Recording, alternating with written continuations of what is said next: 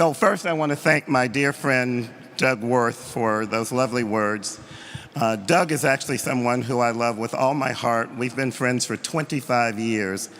And more than a friend, he's been a mentor, he's been a colleague, and he is my brother. And I want to say, he is not my white brother, he is not my gay brother, he is my brother, and someone who I love. And I could stand here for a few hours and talk about all the amazing things that he's done. I also would like to thank other members of my family who are here, my family of origin and my family of choice, for being with me this evening, and especially my big sister. And we've heard a lot of stories, so I'm going off script. I drive people crazy with this, but I'll be quick, I promise. We've heard many very moving stories about families not being there for people who are HIV positive when they disclose their status. At Christmas last year, my sister and I got into an argument about when I actually disclosed to her and my mother when I was, that I was HIV positive. She has a different recollection. But sisters and brothers fight right. Let me tell you how I know I'm right. Because I remember the words you said to me.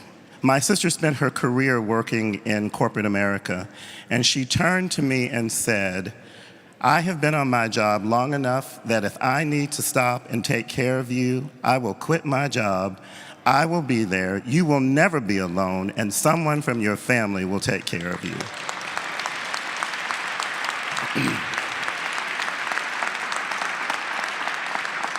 So, that's how I know I'm right.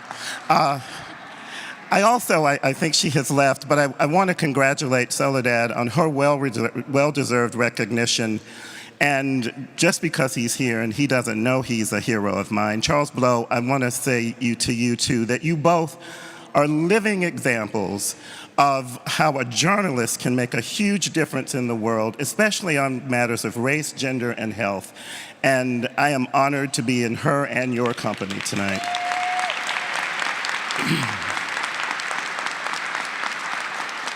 So this, I think, is the perfect segue to Harlem United. One of the fun things about these things, especially if you go last, either you get to follow a theme that has sort of happened even though it wasn't planned, or you're off on some tangent.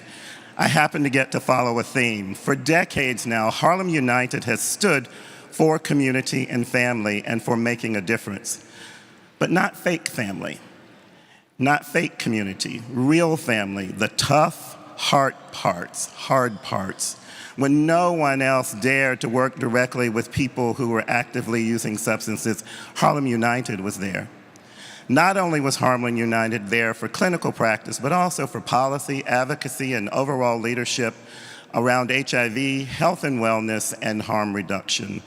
When I joined the Obama White House, one of my very first trips was to Harlem United because I knew I could come here and see an accurate picture of the best practices in the largest city in the country and get ideas for updating the national HIV/AIDS strategy. It did not disappoint.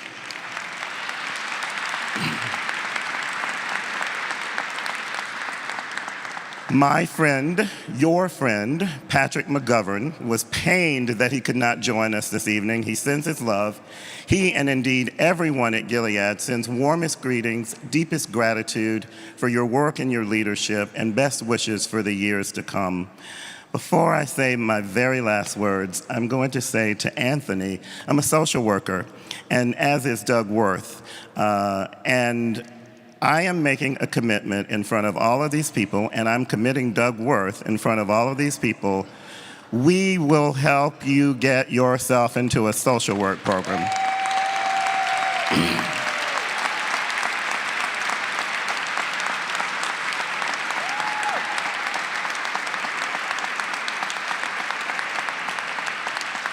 I don't know how, but it'll happen. Put it out there in the universe and it shall come true.